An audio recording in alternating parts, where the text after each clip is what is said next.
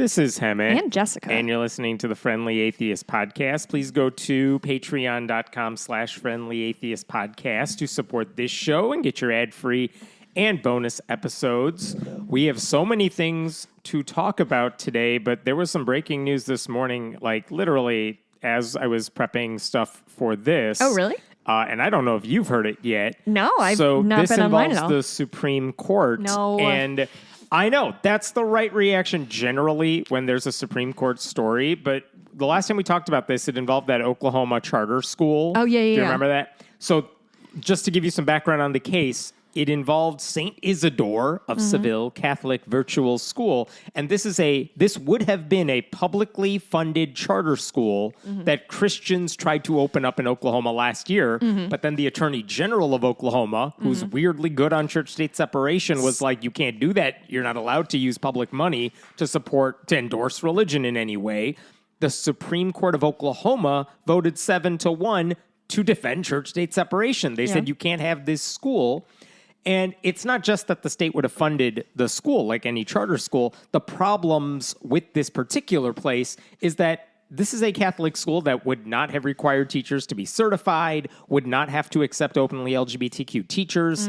They would explicitly promote Catholicism during school hours. It's possible if you had a kid in the school who got pregnant or a student who was trans or you wanted to teach sex education, good luck, you're out of there. And obviously, this is a school that would not necessarily have resources to take on special needs students. Like, this is not a charter school that happened to be Catholic. This was a Catholic school that wanted public money, so they called themselves a charter school. Right. And after the Oklahoma Supreme Court shot it down and said, no, you're not doing this, right-wing groups sued and took it to the U.S. Supreme Court because the school's backers said, if you deny us this funding, it amounts to religious discrimination. You're punishing our free exercise of religion. I truly think that there's a wide gap in my knowledge of how the government works, because if it's the state Supreme Court, it's a state case? Why does it become a federal case? Because they said you're violating our First Amendment rights as well. We have free exercise of religion. That's guaranteed by the Constitution. So it's a federal issue as well. So undo it. And the state, again, Attorney General, supporting church-state separation, said, don't take up this case. There's no good reason for you to interfere here. Our state's constitution doesn't allow public funding for promoting religious beliefs. That should be the end of the story. Right. But they took it up anyway. And the weird thing that happened after they took it up, early, like in January of this year, they said, yeah, we're going to hear this case, is that Amy Coney Barrett said, I'm going to recuse myself. Why? She didn't have to explain herself, but everyone who kind of knows how she works said she's close friends with a Notre Dame law professor who has assisted the Catholic school in this case. So she's out of the picture. But you still have a 5-3 conservative majority here. And after the oral arguments happened, I believe that was in March, the takeaway was, well, that didn't go great. It looks like all 5 of the conservative justices are going to rule in favor of the charter school. The only question really is, are they going to limit it to just that one school? Are they going to open the floodgates for any state that gives money to charter schools will now have to fund religious charter schools?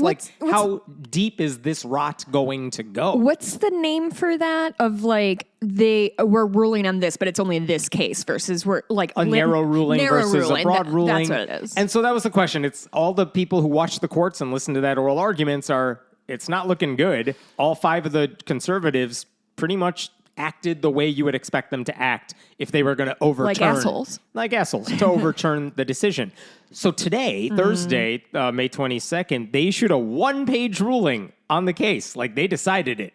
It's 1 page long, and it's literally 2 sentences. And the second sentence is, Justice Barrett took no part in the consideration or decision of these cases. Okay. The other sentence, the judgment, the Oklahoma Supreme Court judgment, that was the good one. They said the judgment is affirmed by an equally divided court, meaning they voted 4-4. And so it goes down. Which is deadlocked.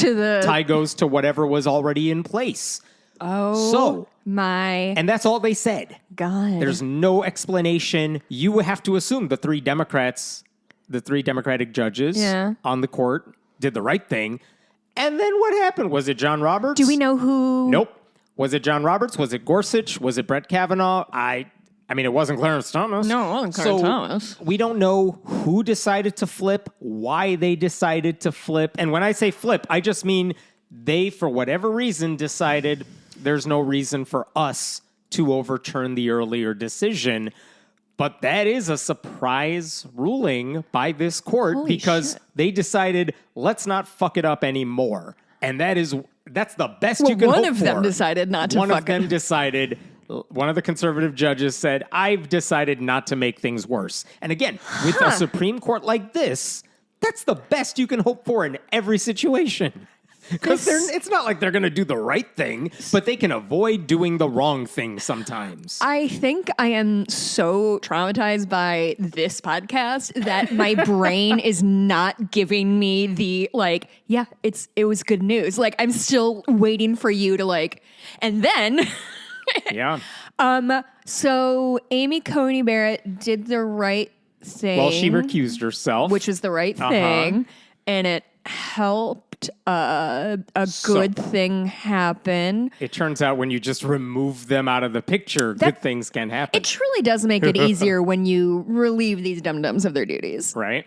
Now, here's the issue. Because it's deadlocked, there's no Supreme Court decision on the case. That means, for all we know, the next steps here could be, well, St. Isidore can just try again. If they can't open up this fall, they can aim to open up the following fall and, give yourselves a better set of circumstances, get sued to stop you again, because, again, they have a right-wing... They're baiting for this, right? Yeah, this is all they exist for. It's not to educate students, it's to fight the Supreme Court. This case could get in front of the Supreme Court again in the future, and at that point, they could try again. It's the same way anytime one of those, like, you won't allow me to discriminate against gay people in my cake shop. Oh, sure. And if the Supreme Court says no, well, just get a new plaintiff that does the same thing, slightly different set of circumstances, and now you have a brand new case. But the same school is...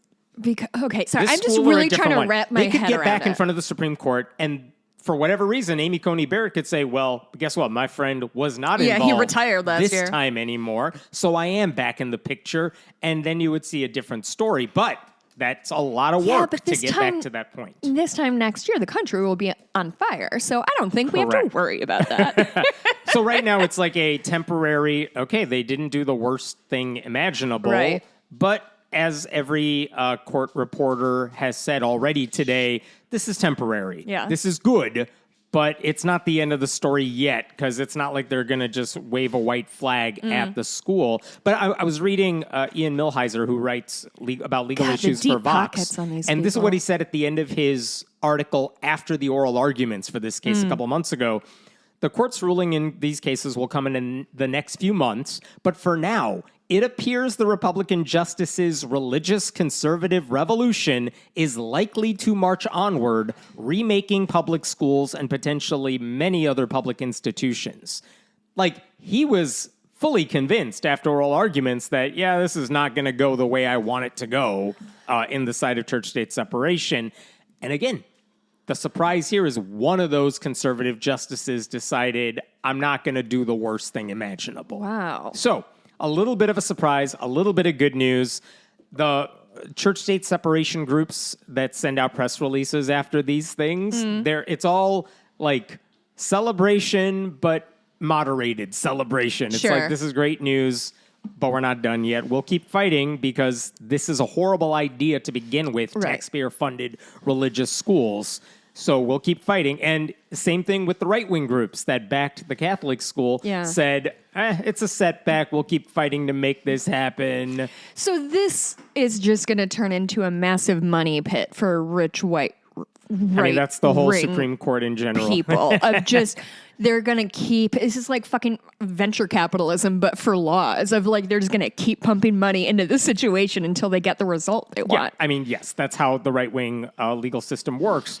FFRF, for example, Freedom from Religion Foundation said this is a crucial, if narrow, win for constitutional principles. We're relieved that, at least for now, the First Amendment still means what it says. That's kind of it. It's, we're glad today, but we know this isn't done yet. And that's kind of the reaction everyone's been giving. But again, for once, you go back to when they voted 5-4 to say marriage equality was legal nationwide, and you have public celebrations of that because the Supreme Court, even with a centrist, right-wing kind of bench, did this amazing thing. And you go to today where the best celebration you could hope for is, hey, guess what? They decided we're not going to make everything horrible. Well, listen, I have said it before and I'll say it again. Better is better. Worse is worse. Yeah. Yes. Take the win while you get it. Oh, that's the first time I've ever heard you say that. Good for you, Hammett. You're growing. You're welcome. So yeah, that was news today. Wow. Let's go to Big news. Yeah. Here's a different story. This was interesting because I didn't anticipate this one coming out at all. USA Today reported this week that they got access to Liberty University's recent tax returns, which are public filings. But when I go to look for them, like on the nonprofit websites that post their 990 forms, their tax forms, their new one hadn't been posted yet. So they must have got a copy of it early on. Would you have to FOIA for that or they got a source that gave it to them. Okay, I don't know what it was, but it revealed something about their beef with Jerry Falwell Jr. that we had not known about. Because let me back you up on this before I tell you what they found. So this is fun because I get to rehash. Fredo of Liberty University. I get to rehash all these details. Let me remind you who Jerry Falwell Jr. is. He's the Fredo of Liberty University. So he's the son of the school's founder. He carried on their fundamentalist Christian legacy, and then it began unraveling in a series of bizarre episodes over the course of 3 years. Weird. And this has nothing to do with the sex scandal you may have heard of. Here's what he did over the course of 2 years. I forgot about the sex scandal. Oh, I know. The pool boy, right? Yeah, we're getting there. But before that happened, you had him posting a picture of himself with his fly unzipped and his belly out with his wife's assistant. That was weird. Then there were screenshots of him liking photos on Instagram of younger women wearing not so Christian poses and on the beach, whatever. And which this again, is weird Instagram, so nobody else can see it in the world besides him, right? Then he posted a racist tweet in response to the governor of Virginia mandating face masks in a public space. Ooh, what was racist about it? I think he's like, oh yeah, well, here's a picture of blackface or something. I don't know. It was weird. He called a parent dummy for asking, hey, Liberty, why are you reopening during COVID? Oh, I forgot. Do you remember that?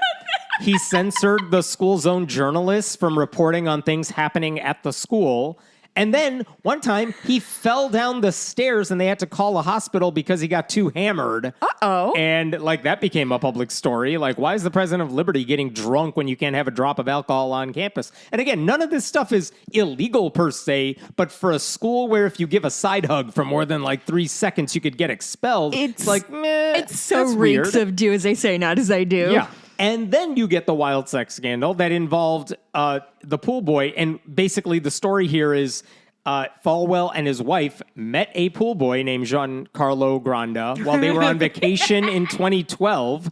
And then this guy began sleeping with his wife with Jerry's approval, sometimes while he was in the room watching, which again, I don't care about. Frankly, except for the hypocrisy, right?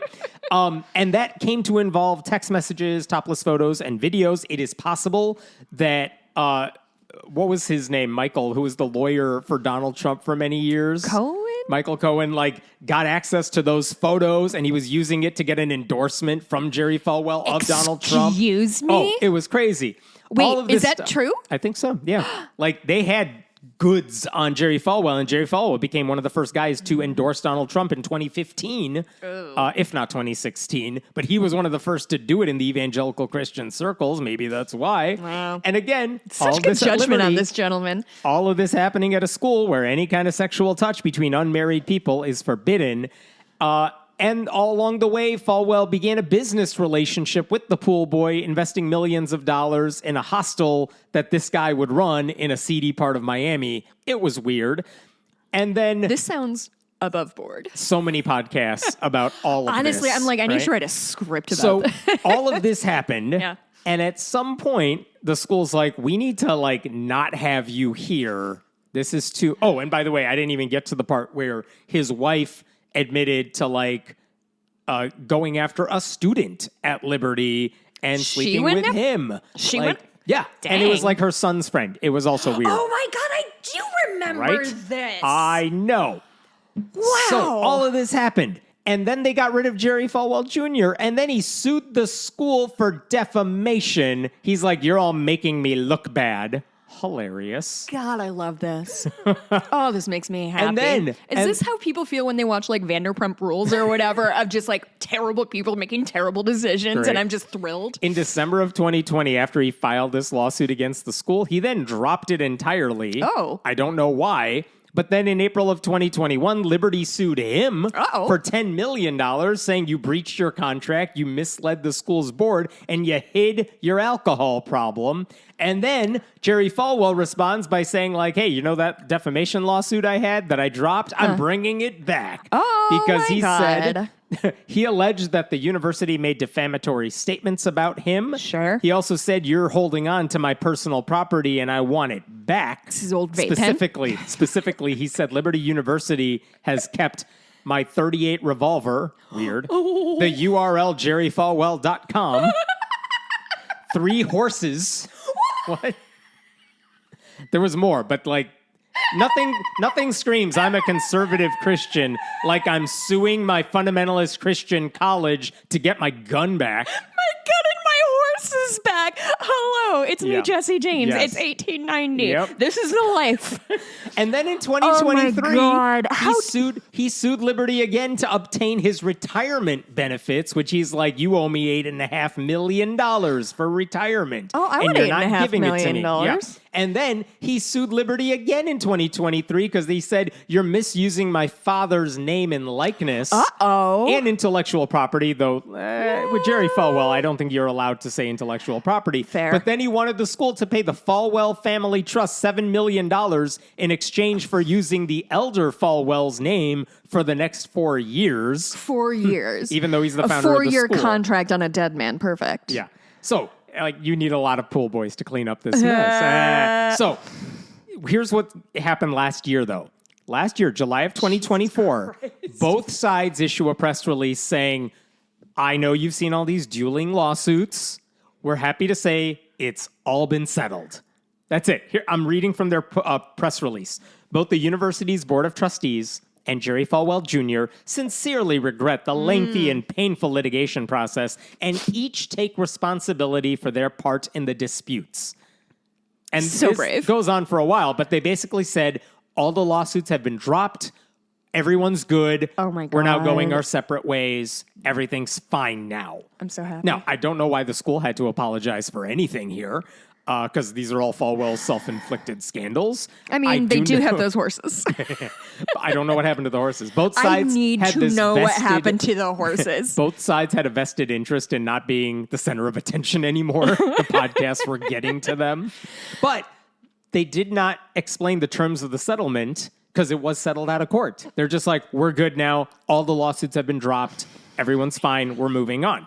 They said that adding any additional information, like details about what happened, would be, quote, neither necessary nor constructive. Which is false. It's totally necessary. I need to know everything. I think it would be constructive for me. I have So- I have a 5-minute set I'm trying to put together. So that is last July is when they issued that press release. And until then, we have not heard a word from either side about these specific issues. In fact, Jerry Falwell and his wife came back to Liberty for homecoming God last bless, fall. they're still together. Good for them. They really weathered that storm. I'm so happy. I mean, let them have each other. All right. Really, they deserve each other. So that was the last we heard about them, other than random small things like, oh, he showed up on campus. He had been banned from campus, but then they allowed him back for homecoming, where he was, according to news reports, like basically greeted as a hero. Oh my Because, God. again, these are people who vote for Trump. So, of course, Jerry Falwell's like their hero now. If he's a white guy who says he's been wronged, then he is their hero. Right. So that brings me to what happened this week, which is USA Today's Chris Quintana. He published an article saying, well, we got a hold of Yes. Liberty's new tax returns. And buried in this, like on page 130, they say, like they have to document money coming in and out, right? Because technically it's a nonprofit school. It turns out Liberty has paid over $15 million to Jerry Falwell Junior. Jr. Well, he agreed to give the school $440,000 for separate reasons. Back for disputed expenses. And if you do the math, it still comes out to about $15 million. And basically what they said is, in total, Falwell will receive roughly $5.5 million to settle the lawsuits, in addition to roughly $9.7 million he already received as part of his retirement package. And that's what the tax documents showed, that we gave this money to Jerry Falwell Jr. to make all this stuff go away. And also he owed us a little bit for something, but that's the number we did not have before. That's what it cost to make Jerry Falwell Jr. go away. Honestly, hey gang, I know a lot of people out there don't like me. $400K, I will be out of your life. You never hear my voice again. You give me $400K, I will do or say. We'll add that to Patreon as an option. Yeah. The school did not comment on this. They said, excuse me, last year we said further information would be neither necessary nor constructive. Jerry Falwell did respond to the reporter, and he said he was, quote, very pleased with the outcome of the settlement negotiations and with the final settlement. Of course he was. I'm so happy about him.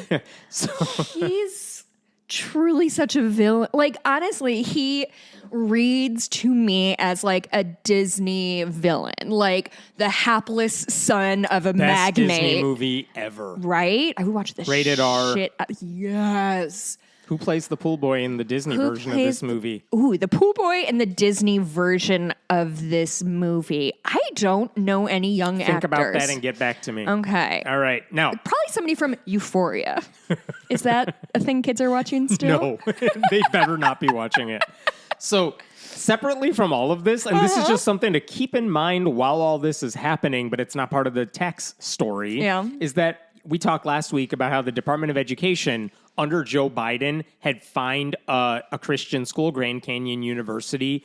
Did I lie about that? We did not talk about that last week. We will talk about that in a bit. I was ready to pretend I remembered, I'll get to that in a second. But last year, the Department of Education under Joe Biden, they fined Liberty University $14 million for violating the Clery Act. And in essence, the government said Liberty had created a culture where students were afraid to report sexual violence, and they did not do nearly enough to let students know about active threats on campus. $14 million was a record fine for that particular kind of violation. But earlier this month, you may recall that the Trump administration now has a task force to eradicate anti-Christian bias. Oh, sure. I remember that. They met earlier in April. They met. And one of the people speaking there was a representative from Liberty University who said, you need to undo this fine because we were, quote, singled out by the Biden administration due to the school's Christian worldview. Well, they are the only Christian university in the United States, Clearly. so it makes sense to me. And so this Anthony is the next Ramos, thing. Would that be, or is he too old to play Anthony Ramos from Hamilton? I don't know. Yeah, he feels too old, but I don't know a lot of young actors. They did it for Evan Hansen. They had like 40-year-olds playing teenagers. And that went well, and everybody loved it, and it was not uncomfortable to watch at all. So, like, I think if you're watching the Liberty University versus government trajectory here and how they interact with the federal government, this is the next thing you should look for, is the Department of Education, now under the wrestling lady, gonna undo the $14 million fine against Liberty for, again, not for anything to do with their faith, but for not protecting students. Yeah. And are they just going to revoke that? Because they totally will. I love to talk about the story behind laws like these, and I know I've done this one before, but I do want to give like a 30-second primer on the Clery Act and why it exists and why it's named that. I actually don't know the year it happened. Maybe you could look that up for me, but essentially a young woman was going to go away to college. She was going to go to a big state school. Her parents found out that there was like a murder or a rape there. 1986 at Lehigh University. She ends up going to Lehigh University, closer to her family. She lives in the dorms. And all of a sudden, she turns up murdered in her dorm room bed. And it turned out there had been a string of violent attacks on women. And the university covered it up because they didn't want it to hurt their enrollment. So they had to pass, they being the government, had to pass the Clary Act to say to colleges, like, hey, if women are getting murdered on your campus or whatever, you need to file the correct police report. Like, essentially, you're not your own little country. And that's why we have the Clary Act. And so if somebody violates it, that means they are either not reporting violent crimes. And there's documentation of that. Correct. Or they are victim blaming, or they are just simply not reporting any of it. Right. And that is, we talked about this, I think, last year when the fine was issued, maybe 2 years ago.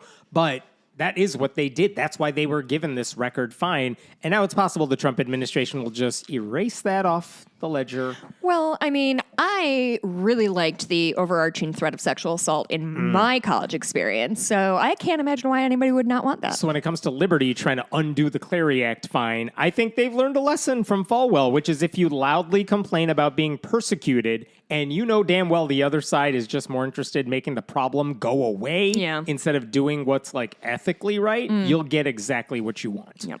So that's the Jerry Falwell update for you. Oh boy, So what a dum-dum. Let's, since we're on the subject. See a like Paul Rudd-led movie about him of just like a a back to school style thing of just a bumbling idiot going through college campus with his fly down or whatever? I don't know. I'd watch it. I hate the idea of this. Yeah, but it would be funny. So since we're on the subject, let's talk about the other Christian school that got fined by the Biden administration. And we talked about this. I'm not going to rehash every little bit. But in 2023, the Biden administration fined a Christian school called Grand Canyon University a record $37.7 million. And the reason they did it, it was just a big grift, wasn't it? Pretty much. Like, they're based in Arizona and Phoenix. They enroll over 100,000 students, mostly online. Primarily online, yeah. Yeah. And basically what the Department of Education under Biden said is this school, we have evidence of this, they lowballed their tuition fees online to reel in students into their program. And then as soon as they were enrolled, and now you're stuck, then they jacked up the fees. And they said GCU falsely advertised a lower cost than what 98% of students ended up paying to complete certain doctoral programs. And that's wild. Basically, let me give you specifics here. Not to be an asshole, but you're getting a doctorate from an online university?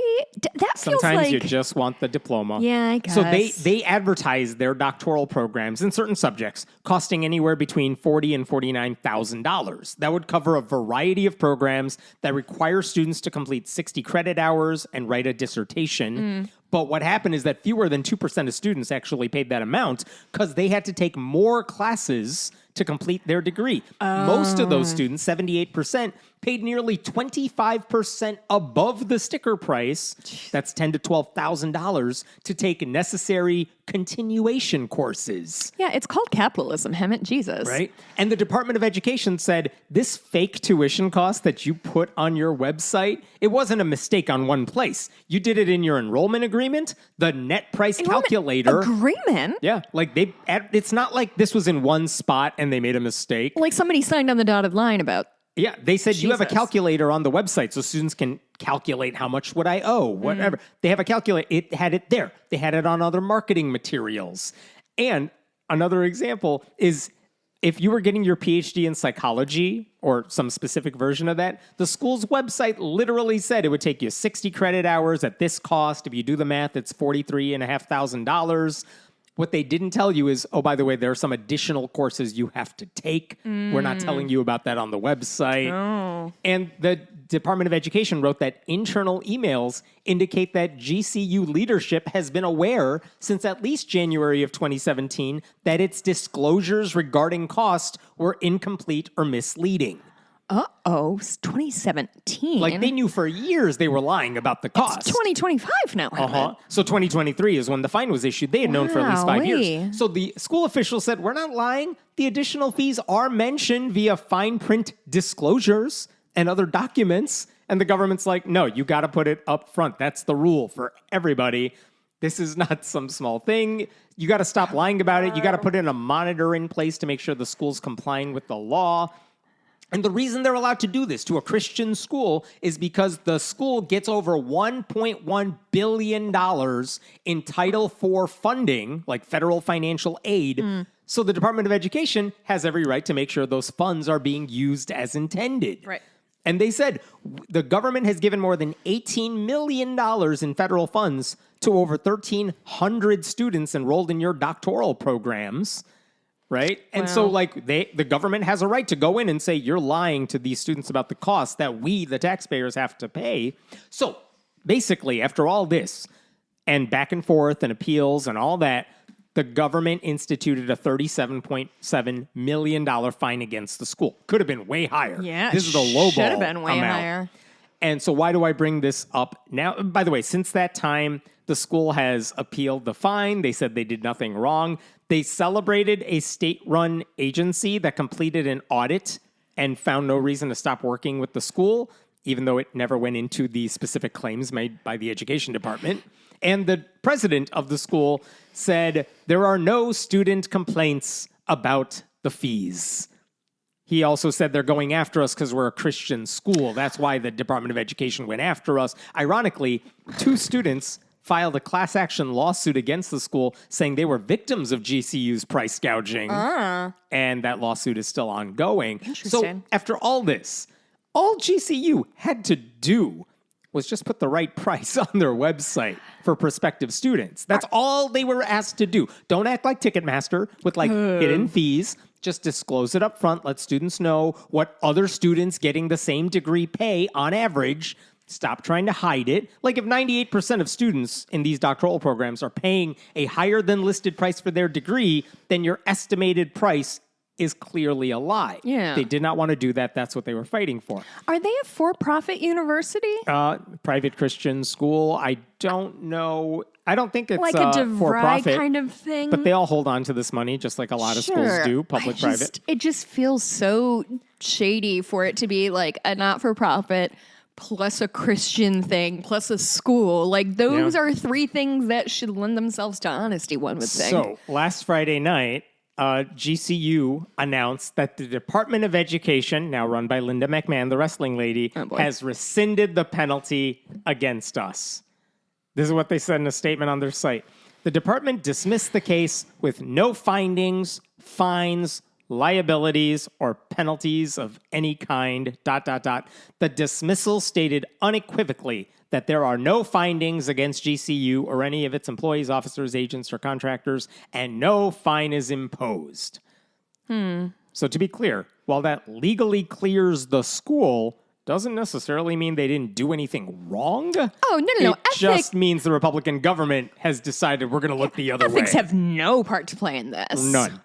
The Trump administration just doesn't give a shit about schools that screw students out of money. It's kind of the way they operate. Yeah, it's sort of their foundational document. Now, the school is spinning this to pretend it never did anything wrong. Yeah, this is what the president, Brian Mueller, said.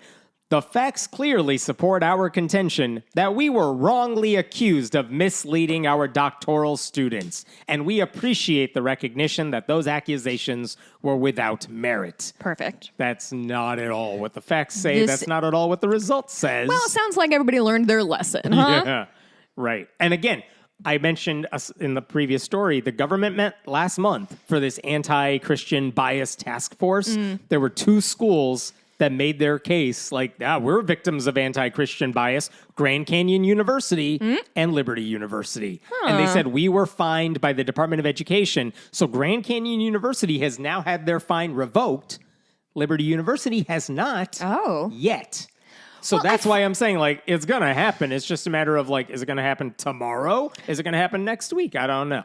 So the Liberty University stuff is under the Clery Act, right? Is the Grand Canyon University It's under a different thing about the Department of Education. Okay, so it's under the Department of Education. It's all under the Department of Ed. Other than that, they're pretty different Different situations. Entirely. So it doesn't feel fair to compare them, although that doesn't seem to be a concern. We're not comparing what they did. No. No one's comparing what they did, but both of them are asking the Department of Education and the Trump administration, hey, you fined us for a thing. I don't mean undo it.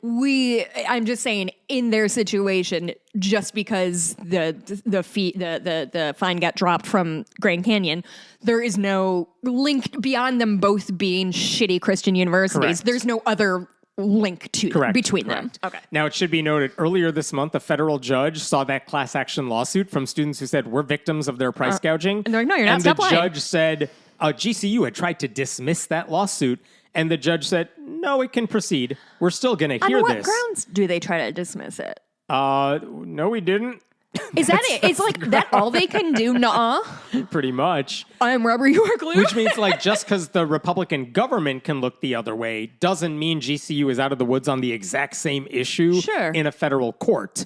And again, not every... Such different situations. Well, it's talking about the same thing. GCU got its thing rescinded because the government's saying, no, you didn't screw students. So here, undo the fine. And these students are literally saying, we're victims of you screwing us out of money. And the court's looking at it saying, okay, carry on with your lawsuit. I'm not dismissing it yet.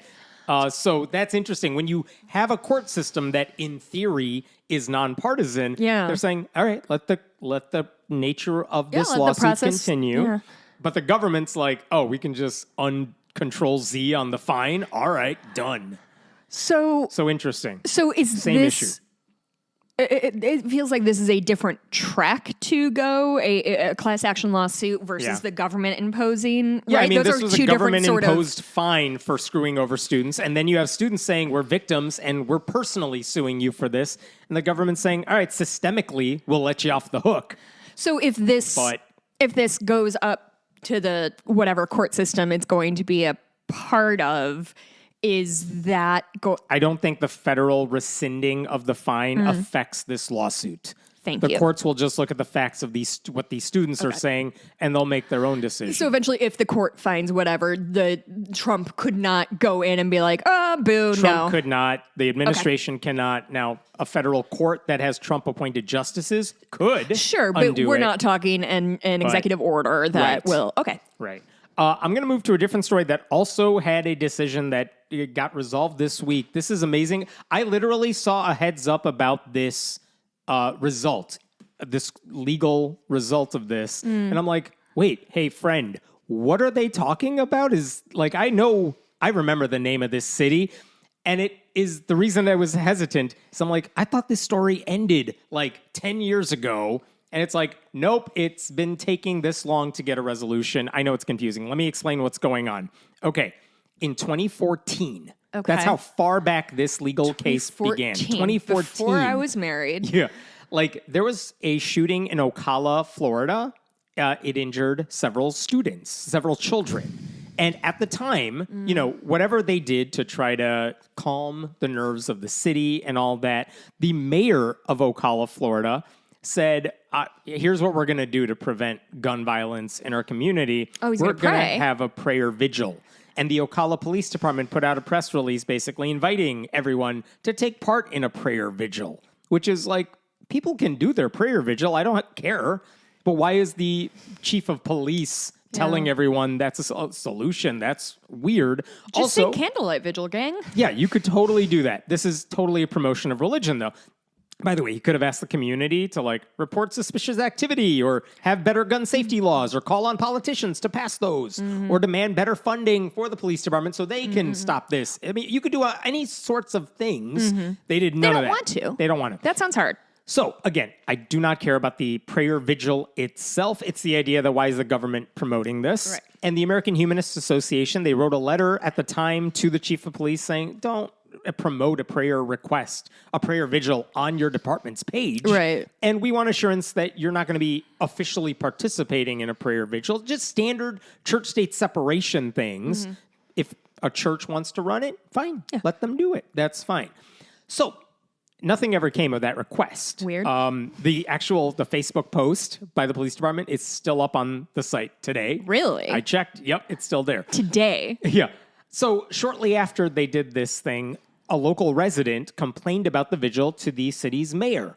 And The mayor responded by saying it's justified because, quote, we open every council meeting with a prayer, and we end the prayer in Jesus' name we pray. Our city seal says God be with us, and we pray that he is and us with him, which misses the point entirely. Can somebody put together a supercut of all of those arguments of it says in God we trust on our money. We pray every day. We say the Pledge of Allegiance under God. I just want them to be bing, bang, boom in a row. So the American Humanists Association, having given this warning to the cops, don't go through with this, they went through with it. They tried to talk to the mayor saying don't do it again. Mayor clearly does not intend to not do it again. Like, he's totally going to do it if it ever happens again. It doesn't sound like an annual thing. But But whenever it comes up, he's not going to stop. So the American Humanist Association filed a lawsuit against the police. This is in 2014. Okay. They said it was a constitutional violation. They cited all the evidence they had. And long story short, in 2016, a U.S. federal district judge issued a ruling basically saying, yeah, you're violating the Establishment Clause, police department. Government cannot initiate, organize, sponsor, or conduct a community prayer vigil. And specifically, what that judge said is when it comes to deciding if you've crossed the line, when it comes to church-state separation, we have something called the Lemon Test. And this is a 3-prong test to decide if you've gone too far. And the Lemon Test says anything you do should have a secular purpose. It should not advance or prohibit religion. And you want to avoid excessive government entanglement with religion. That's the standard Lemon Test. And when it came to what Ocala did, he said the prayer vigil obviously has a religious purpose. Like, it's nothing other than an endorsement of religion. Right. And since the police department invited the community to attend, there is entanglement. So if you fail any one of those prongs, you have violated church-state separation. They failed all 3 of them. And so the end result after this decision is the plaintiffs in this case, they got paid $6. Oh. It was $1 from each of the 2 defendants, like whatever. Congratulations, because this was gang. not about the money, right? But the taxpayers also had to pay the legal bills for the American Humanist Association. Oh, because sure. Ocala lost.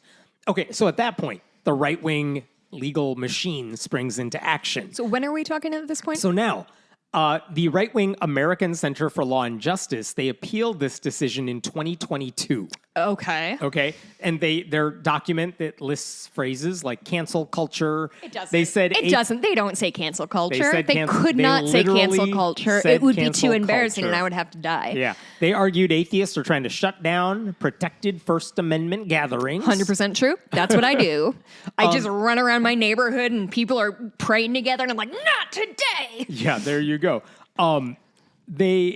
They actually said in their response brief later on, like, participating in this prayer vigil is legal because there's no evidence of coercion or evidence of a lack of neutrality. And also the people suing don't have standing. And the First Amendment is on our side. Well, none of those are correct. No. By that same logic, every police department in the country could hang a giant cross on the front door, put a 10 Commandments display in the lobby, and say, none of this is promoting Christianity because we're not making you pay attention to any nobody's of this putting stuff. a gun to our head and making you do it. Yeah. That's next week. And again, you would.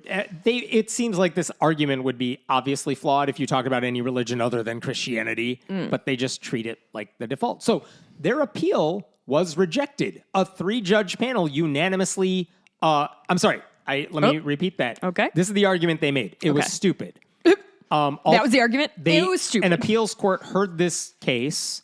And they said all 3 are Republican-appointed judges. They overturned the earlier decision. Okay. Right. So, like, on what grounds did they overturn it? Well, they said, hey, the Supreme Court has issued a bunch of decisions on church-state separation from 2014 till now. There have been a lot of advancements in church-state separation. Specifically, the Lemon Test is dead. And this federal judge used the Lemon Test and those 3 prongs to say you can't do this thing. Well, guess what? The Supreme Court says the Lemon Test is dead. So, long story short, The Kennedy case? Kennedy case is one of the things they cited. They basically said, well, if there's tradition of religion, then you can keep the big doing cross. it. Yeah. And so they said, we're overturning the decision. We're sending it back to that district judge, and we're telling this judge that ruled in favor of the plaintiffs, hey, do it over, because you cannot use the Lemon Test to say this is illegal. So back to you.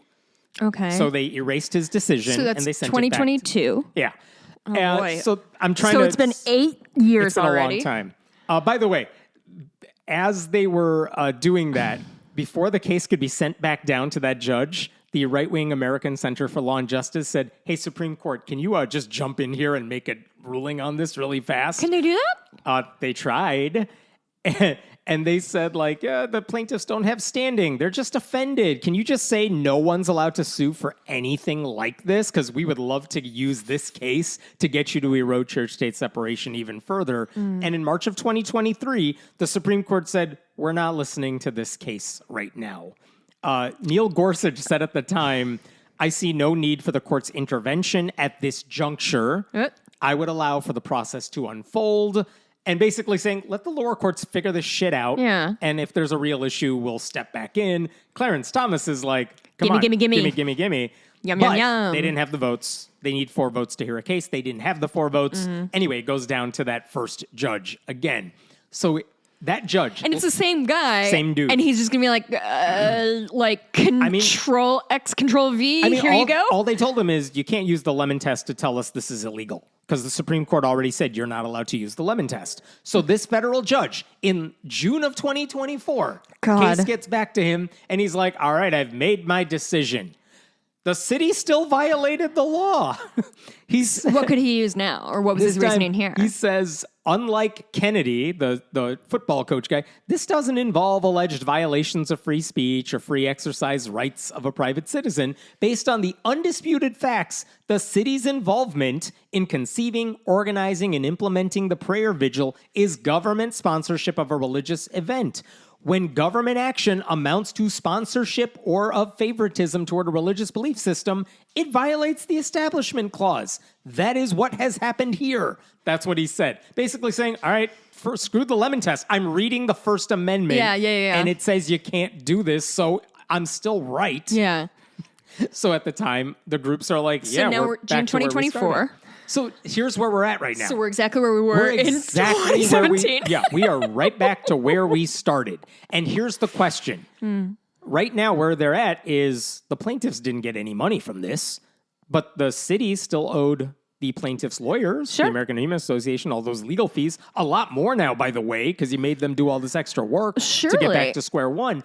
But the question is the city going to appeal this once again? Get it back up to those Trump judges again to say And hope that they give you the same answer Would again. it go to different judges?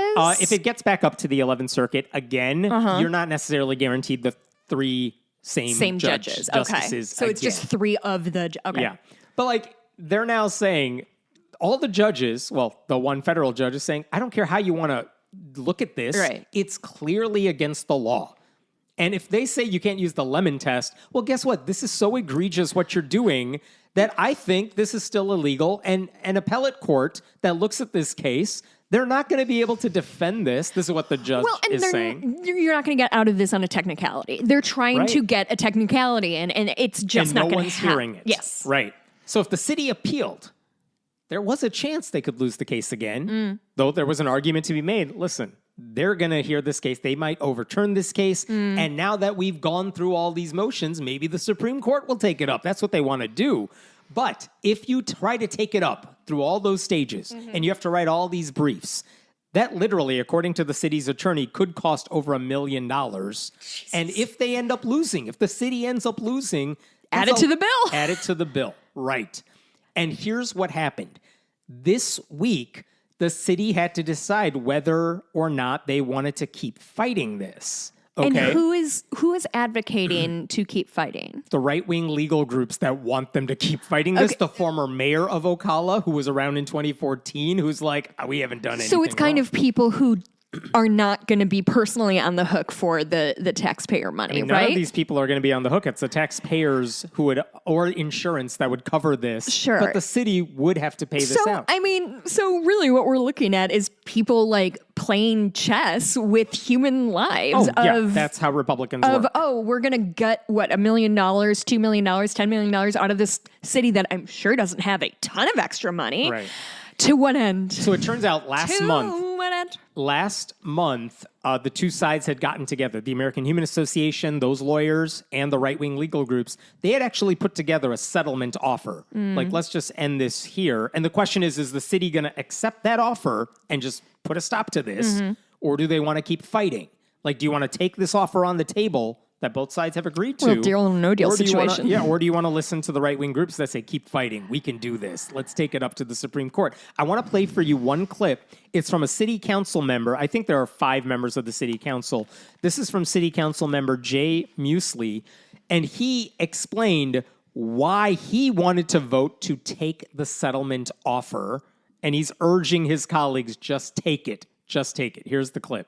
I'll make a comment. I've been involved in this case the entire time. Never should have gotten this lawsuit. We need to get out of the daggum lawsuit. Daggone it. I believe in God. I believe it's our Savior. We don't need to stay in this lawsuit to prove that, okay?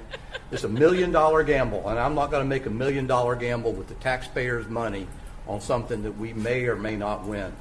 I'm sorry, Kent, Rock, I like you guys a lot. I don't think you graduated from law school. I sat, and I didn't either, but I've sat and listened to all these attorneys talk, asked them specific questions. This is a very losable lawsuit on our behalf, okay? It is losable. It is not a slam dunk win. Which we know because we lost it twice. We got the chance to settle. We're admitting nothing. We're paying nothing. We're accepting no liability. It's the smartest decision I made up here in 13 years. So the settlement agreement that he is talking about is really straightforward. Both sides just say that district court judge, the one who's heard the case twice, he gets to be the final word on this matter, but also we're all just going to go our separate ways. The city does not have to pay the legal bills for the American Humanist Association side. It also doesn't prohibit the city from trying to do this shit again in the future. Right. It just says for this case, we'll go our separate ways and pretend this never happened. We're admitting nothing. We're paying nothing. What a sweetheart deal. Right. And so the city voted on this and they agreed to take that decision. They voted unanimously to accept that settlement agreement. The former mayor was one of the people who spoke up saying, keep fighting this thing. And all 5 of the city council members, even including this one who actually spoke, were like, you're not one of us when anymore. He said like salmon, whatever, is that? He's referring to the former mayor of Ocala and one other guy who had spoken up. Oh, I sure do love that. Like, I think you guys are good guys. I don't think you graduated from law school. Yeah. I did ask Jocelyn Williamson. She's the president of the Central Florida Free Thought Community. They're not part of this lawsuit, but they were following it this whole time. She said, we're encouraged by this outcome and hope it discourages other city and county officials from organizing religious events. Fish Stark from I wouldn't hold your breath on that, my friend. Fish Stark of the American Humanist Association said, for us, this case was always about principle. It is never appropriate for the state to use taxpayer dollars to promote one set of religious beliefs over another. ... We are vindicated by this outcome. So it is a good outcome. It took over 10 years to get to this point. Yeah. They are technically right back to where they started. Yeah. But ultimately, the city admits, all right, that federal decision from that judge that said we are wrong. Yeah. All right, fine. That's the final word, even though we're not admitting to doing anything wrong, but we admit, like, we're done fighting this. Sure. So the only thing they're on the hook for is whatever legal fees they mounted to like appeal it and stuff like that, right? I mean, their lawyer, but that's going to be paid for lawyer is already covered. So whatever time was wasted by the right-wing legal groups it's their favorite game. What it is. Yeah. So interesting. Very interesting. Let me give you another update. This was a whole week of a lot of updates on stories we've covered in the past. Let's talk about this megachurch pastor, Robert Morris. Disturbing story because we talked about him a couple months ago. It is, but it's also a dude's name. So this is a guy that helped Donald Trump get elected. And then he later got indicted on 5 counts of lewd or indecent acts to a child. Oh, yeah. boy. And we talked about this a couple of months ago, but basically the indictment came 1 year after he admitted he had sexually abused a child for a few years, beginning when she was 12. And he was in his 20s at the time. And without making me rehash all these details, this guy who's anti-trans, pro-Trump, all that stuff. Pro touching children That too. inappropriately. Basically, the story was in 1981, this guy was a traveling evangelist. He ended up staying with a family that had an 11-year-old girl, and he had a wife and son at the time too. They stayed with her family, and in 1982, this guy began touching that child. And he also allegedly told her, never tell anyone about this because it will ruin everything.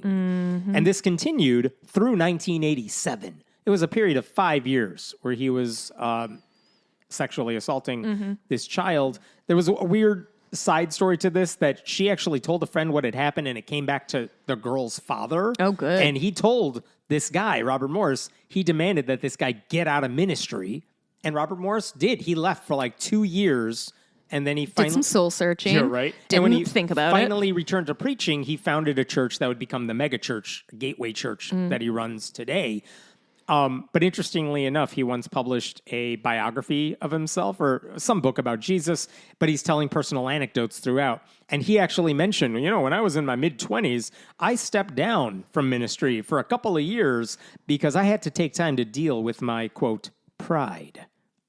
Interesting. In any case, when this girl grew up, 40 years after that all happened, she now realizes the extent to which she had been abused, how inappropriate it was. She wanted to file a federal lawsuit, civil lawsuit against Robert Morris. His attorney's like, it was your fault. You were flirtatious. That was the word he used. She was 12. 12-year-old girls are real big flirts. She asked for $50,000 in the civil lawsuit. They said, we'll give you $25,000, but you have to sign a non-disclosure agreement. She said, I'm not signing anything. Atta girl. And she went public with her story later on. Even when reporters asked Robert Morris, hey, we saw this lawsuit. What do you have to say about it? Here's what he said at the time. When I was in my early 20s, I was involved in inappropriate sexual behavior with a young lady in a home where I was staying. It was kissing and petting. It was kissing and petting and not intercourse. But it was wrong. This behavior happened on several occasions over the next few years. ... He did say he had apologized to the family and they had accepted. I asked family. I asked their forgiveness and they graciously forgave me.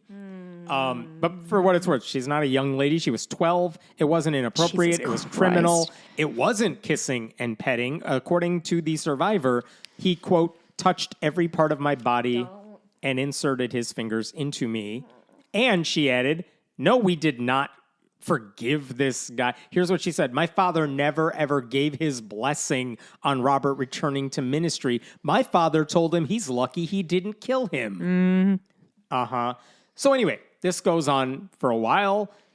But after the story first broke, he was still the senior pastor at this megachurch. He wasn't facing any punishments from the church, much less criminal charges. No, why would he? But He didn't do anything wrong. After the story began spreading, he resigned, and the church elders said, we're going to conduct a review of his past abuse, and they hired a law firm to do it. And those always go well. Always.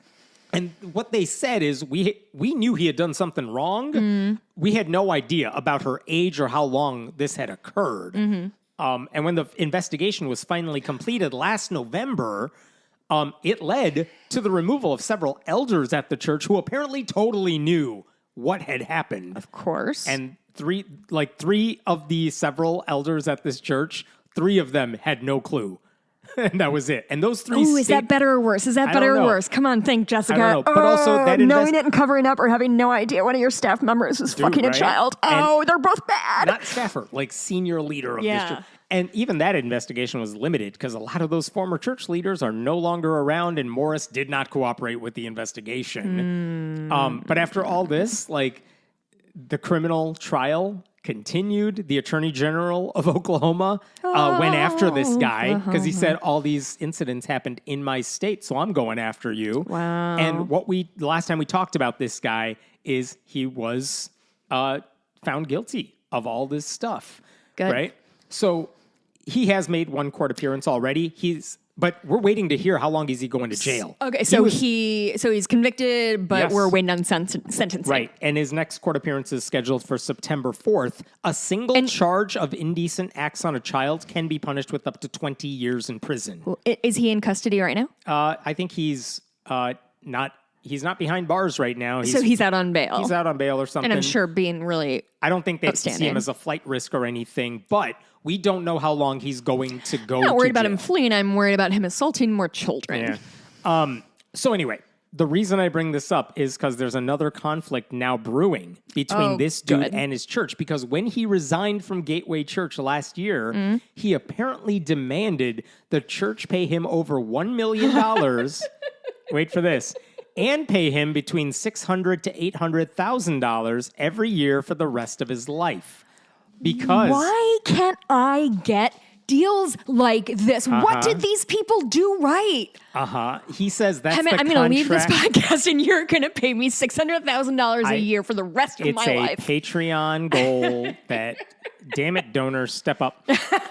He said that's the You can contract. get me to shut up, or you can give me $600,000 for the rest of my life. He said that's the contract we signed. And Gateway, the church, is saying no because you violated our contract, which says you don't get retirement benefits if you resign or you get fired due to certain immoral or criminal conduct. There we go. And this is actually a line in their letter.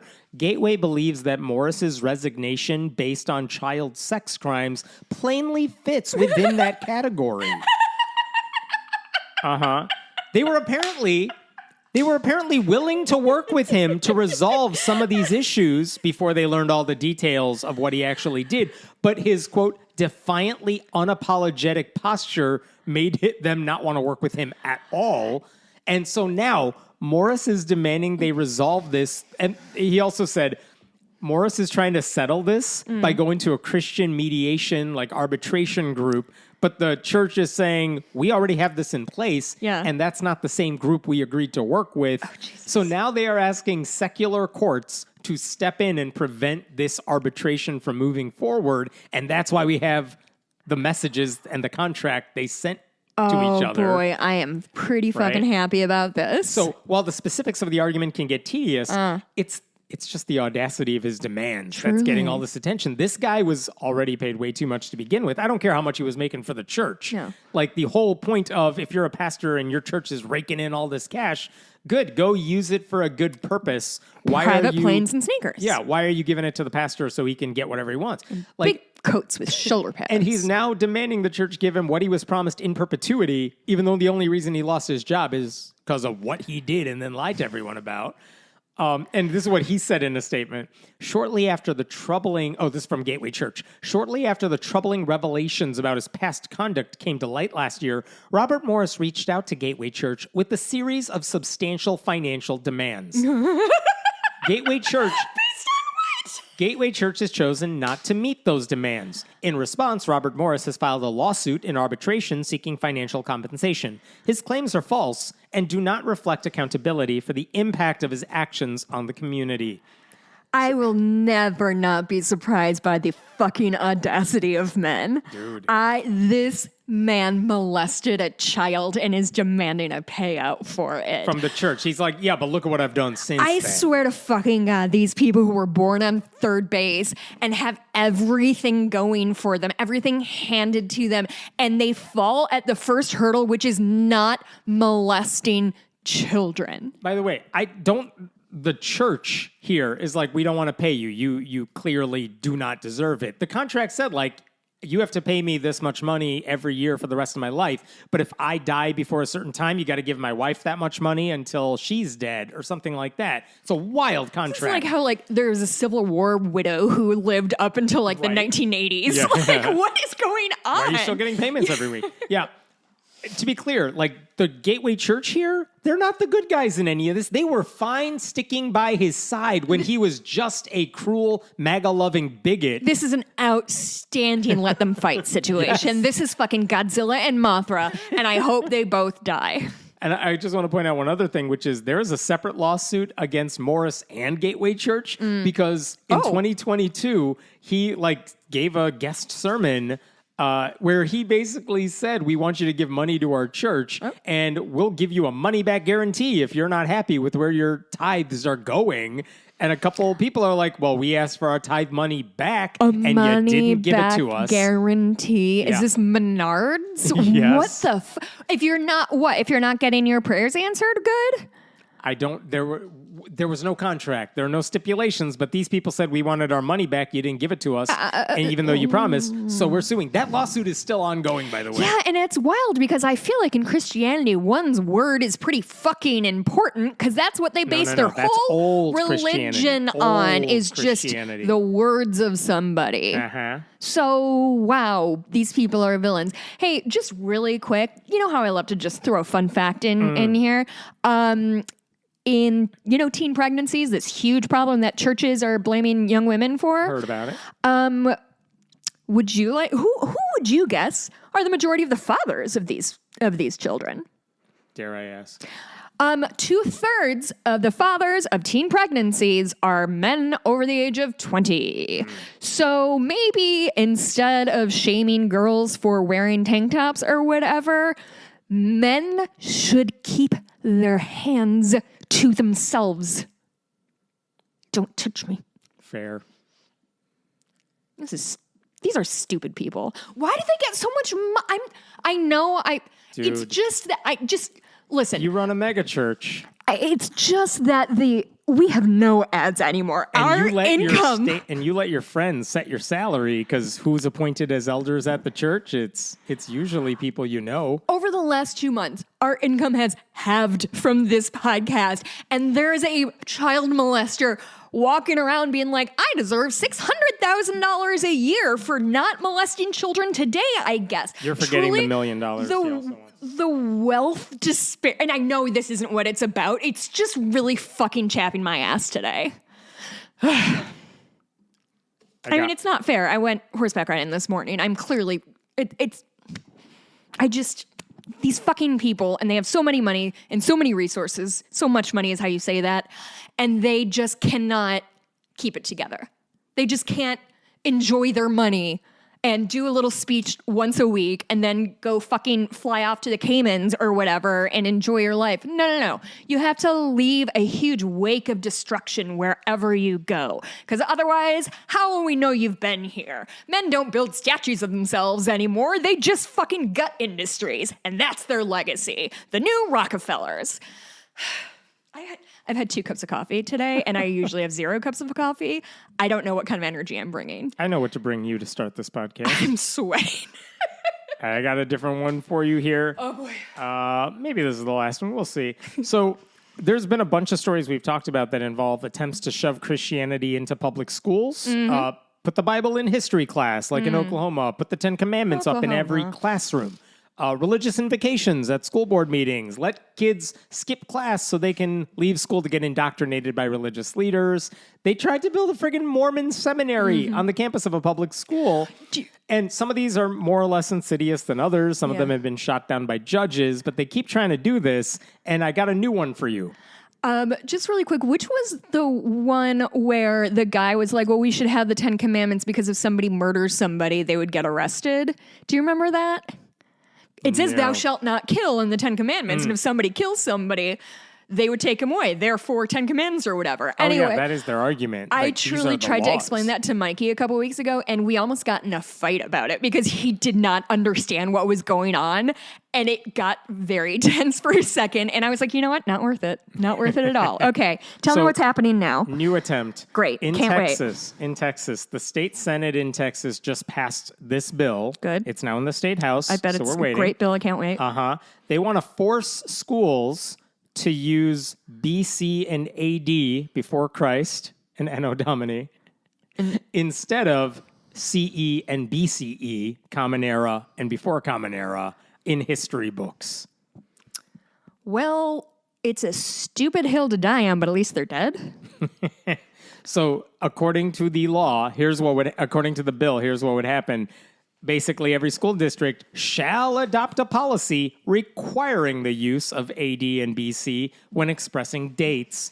And also, school districts may not purchase or select curriculum materials that don't say BC and AD. They're trying to shove before Christ to describe years before the year like 1. This is this the dumbest one they've done yet? This is one of the dumbest ones they've done. This is pretty fucking stupid. Here's where it's funny. Like, I know a lot of people. I use them interchangeably. I do too. Right? If you were raised on it, yeah. If you told me something happened 300 BC or 300 BCE, yeah, it all means the same thing. It's fine. And obviously, I don't think this is a point of contention for anybody. Historians use BCE and CE. Usually just say, well, the birth of Christ is not the standard around the world for when time started. Like, we can be inclusive and just say, look, we're all used to the year 1. We're just going to relabel it. We'll relabel it, and this is what they've been using everywhere. Yeah, that way they don't have to redo whole dates of like all of a sudden 30,000 BCE is now like 10,000 C. And it's just, let's just keep it the same and change the names. Right. But the weird thing about this is like there are advanced placement courses that specifically in their courses, these are national standardized curriculum. They use CE and BCE. Well, Texas don't play that way. So my question is, well, what does that mean if this law passes? Are you not going to allow AP classes to use textbooks that were designed for AP classes around the nation? Well, they're not expecting any of their students to take AP classes. Or are textbook makers going to be like, oh, shit, all right, copy, replace That's what every single one of these, which No, they want every textbook to make them all BC and AD across the world because as vis-a-vis textbook, as Texas goes, so goes the world. There you Texas go. is a huge purchaser of textbooks, Texas books, some say. No. Good try. But the idea is if we make it so onerous for them to make 2 copies, they're kowtow to us. Texas Senator Brandon Just like Creighton. Jesus. There you go. Brandon Creighton is the guy who sponsored this bill. This is how he defended this stupid bill. By putting this into law, the Senate bill protects Texas's long-standing approach to teaching history clearly, consistently, without political distortion. Because apparently, using BCE is liberal bias. Okay. Like, these people always treat neutrality as oppression. Yeah.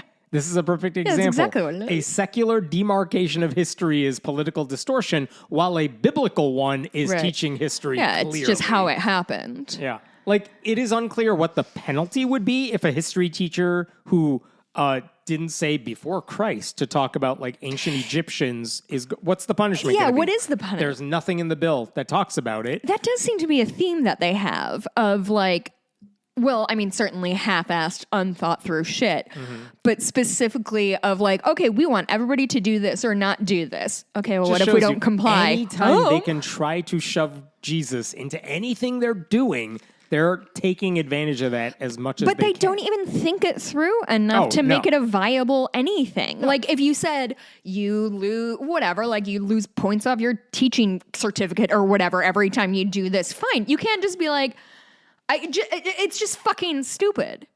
And there's no motivation to... These people are dumb. Keep going. Yes. A couple years ago, there was actually a proposal in front of the Texas State Board of Education to adopt the CE-BCE usage. But they didn't go through with it. They said you could just use whatever the hell you want. And now that Texas State Board of Education has gotten even more conservative than it was a few years ago, so it's definitely not going to happen. And if this bill passes, that debate just becomes moot. And sorry, I just wanted to be clear. Is this what small government looks like? Oh, yeah, in Texas. In Texas, small government looks like moonwalking into every individual classroom. And between women's legs, correct. Gross. Right. That's it. Hey, Hammond, I don't think these people are good. Yeah, real hot take from me. There you go. It's a petty move, but like this is their goal. The BCE designation, by the way, is petty. Yeah, it wasn't causing any problems, but these lawmakers see it as erasing their religious history. I mean, they're definitely a solution in search of a problem constantly. That's their whole thing. In case you're wondering, this guy, Brandon Creighton, has also defended Confederate monuments, opposed LGBTQ rights. He made it harder for women to access health care. Good. He's backed a voucher program that will take taxpayer dollars out of public schools and send them to religious ones. I can't wait until they take women's checking accounts away from us. Soon. That is when I'm really... That's going to be fun, because that means I don't have to work anymore. There you go. So this bill is now in the State House Committee on Public Education. I didn't know they had one in Texas. But they're also less than 2 weeks It's left. like the freshman, the worst senator, the worst people have to be in that one. They're like, oh, we're going to kick you over to education. It's just a party. There are only 2 weeks left in the legislative session, so And it's in not school. necessarily clear that they will get around to this bill. But also, this is one of those petty culture war issues that they love, so who knows? I'm just imagining campaigning on this because that's what it Yeah. all is about. But like, all they under that's my all they would rule, campaign this on. destitute county no longer says BCE. Like, what is that the victory you're looking for? As he says to his constituents while they can't get health care and are lying in a hospital Right, bed. exactly. That As they they're can't pay freezing for. to death in their homes in Right. Texas. But don't They're worry. like, thank God. Don't worry. Things were better in BC. Oh boy.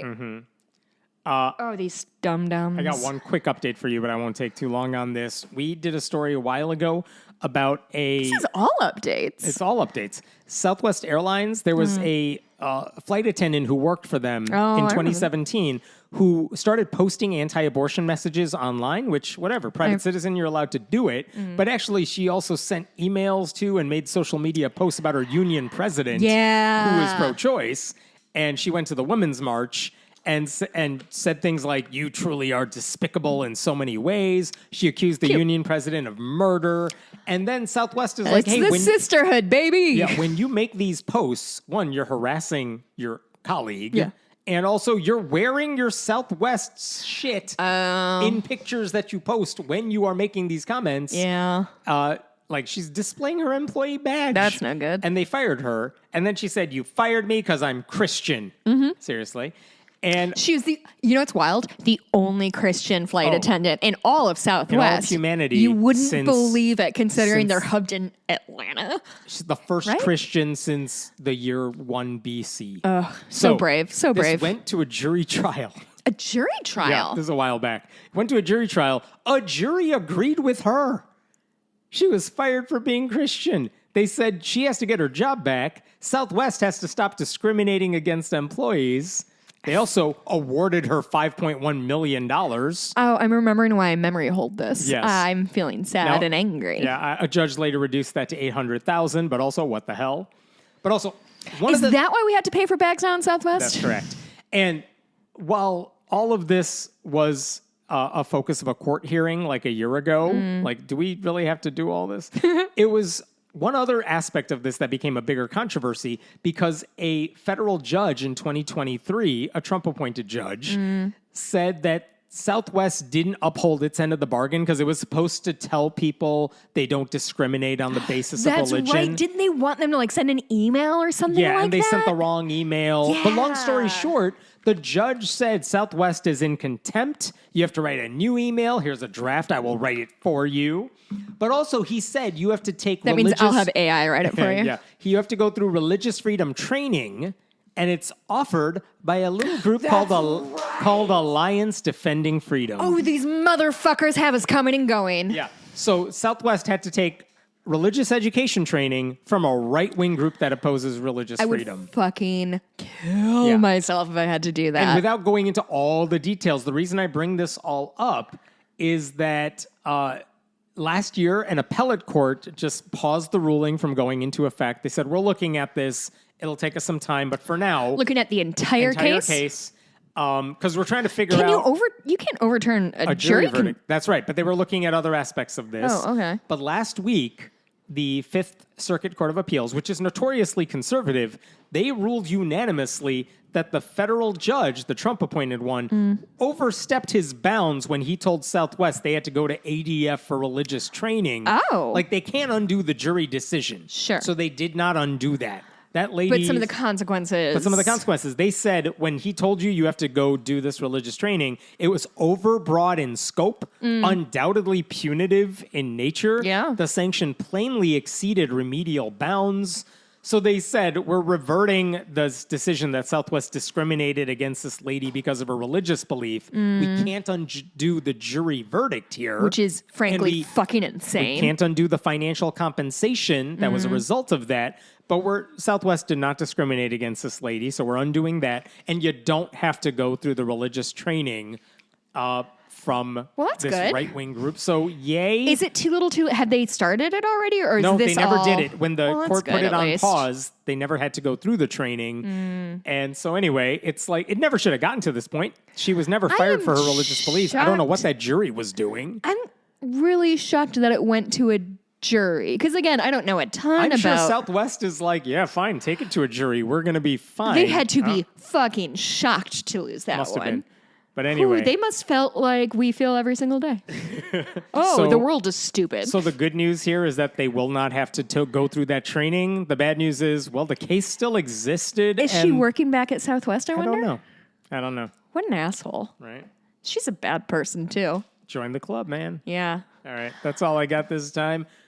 Please leave a review at the iTunes, and you can go to patreon.com/friendly atheist podcast to support this show and give us $1 million golden parachute. Please. And get your ad-free and bonus episodes. We're also going to have many things to discuss during our bonus episode. First, I'm going to read a review. This is from Just Bananas. 2 thumbs up, 5 stars. I appreciate the research behind each episode and the witticism. I think that one's me. Yeah, so last week I was truly like in a different plane of existence because I just spent the whole day in the city and saw that show and was just like, dancing on air. So I forgot a metric fuck ton of other things I did that I really wanted to talk about. The first is that I was on the podcast Hurricane Girls again. I won't necessarily talk about that in the bonus, but that was 2 weeks ago, I think. It was fun. We went through just like a shit women over 40 don't do anymore. I'm only 39. It's not a big deal, but it was fun. It was a ton of fun. Also, I saw Mike Flanagan's new movie, which is based off a Stephen King short story. It's called Life of Chuck. Mikey and I caught a sneak preview at the Music Box. I have no idea how they got it. It doesn't come out till June, but it was wonderful. It was really wonderful, and I'd love to talk about it. I also saw a comedy troupe, or an improv troupe, rather, featuring Jason Mantzoukas, Paul Scheer, Lennon Parham, one of the guys from the Sonic commercials, maybe somebody else. And that was a fucking blast, and I'm going to tell you all about that. I just started Veep. I watched a couple seasons. Finally getting around to modern television. I mean, listen, I started it a while ago, but I don't know if you remember, but politics were not fun to think or talk about for a long time. But right now I'm finally back in a mindset that I can deal with people being deeply mean. And I'll talk about the impetus of that too. I have a funny anecdote about reading the LBJ book that I text him already. And I planted my garden for this spring, which is one of my favorite activities. And this year, I'm not going to kill my plants with my depression. Congrats. Thank you. You're going to have to check in on me every week to make sure you just look out this window, see if they're alive next week. And if they're all dead, you need to 8180 me. Okay. Got it. All right. We'll see you next week. Bye.